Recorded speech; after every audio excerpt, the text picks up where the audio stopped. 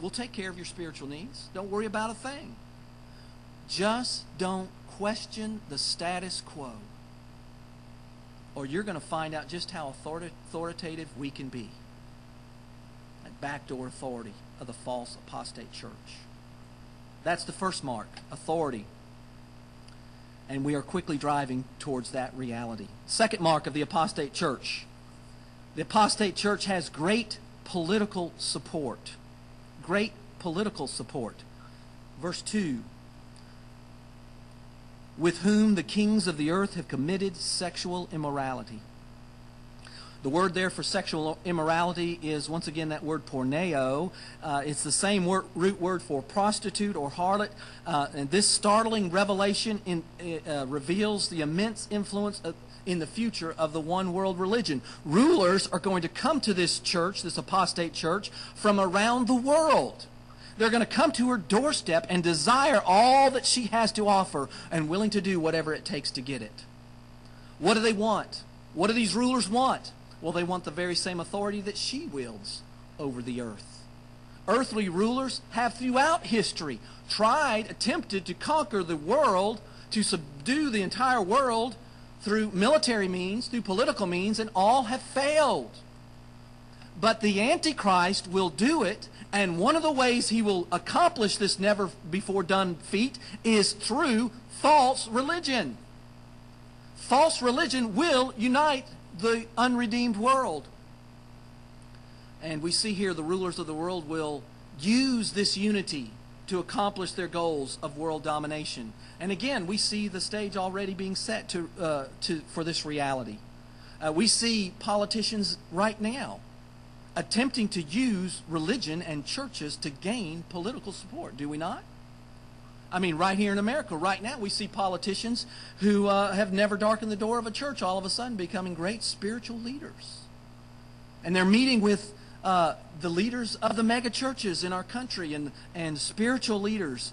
And they've just transformed themselves into model Christians just prior to election. And we see politicians seeking endorsements from major denominational leaders. I can tell you I haven't had one politician contact me for an endorsement. But many pastors of megachurches do constantly receive requests for endorsements. Leaders of parachurch organizations as well. We also see major denominational leaders using that power as a way to gain more influence and more power. And this is why you're going to find pastors of megachurches meeting with presidential candidates, and it's a big photo opportunity for both. And presidential candidates constantly seek to fill the pulpits of megachurches. And I would say to that, unless that presidential candidate or whatever kind of candidate he or she is a man of God who preaches the Word of God without compromise, the very presence of a political figure in a pulpit is an act of spiritual prostitution. There's coming a day, and we are swiftly approaching it, when the church will use politicians, and the politicians will use churches so much so that there will be little difference between the two. They will be literally in bed together. The apostate church will have great political support. That's mark number 2. Mark number 3. The apostate church has great popular support. Verse 2 again, and with the wine of whose sexual immorality the dwellers on the earth have become drunk. Remember that phrase, dwellers on the earth, or earth dwellers, is that technical phrase that John uses to describe unbelievers. Make no mistake about it, all earth dwellers, all unbelievers will be enamored with this false religion. It will not just be immensely popular.